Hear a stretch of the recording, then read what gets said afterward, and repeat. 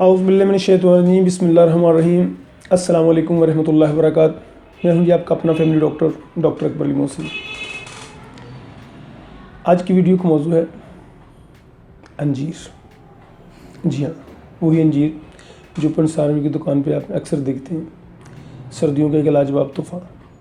हम उसे सिर्फ ड्राई फ्रूट के तौर पे इस्तेमाल करते हैं, लेकिन अंजीर अपने अंदर बेतहाशा फ़ायदे रखते हैं, लेकिन हमने उन फ़ायदे से कभी फ़ायदा नहीं उठाया।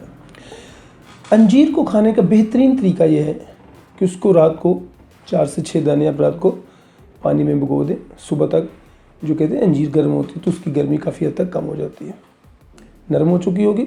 सुबह वो पानी फेंक दें और अंजीर को चबा के खा लें।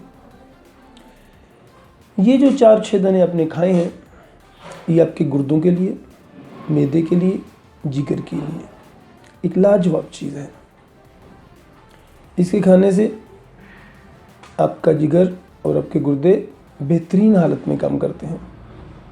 मसाने की गर्मी जिसे कहते हैं वो ख़त्म हो जाती है, पेशाब खुल के आता है, और सबसे बड़ी बात, इसके खाने से आपको कब्ज़ की शिकायत रफ़ा हो जाती है।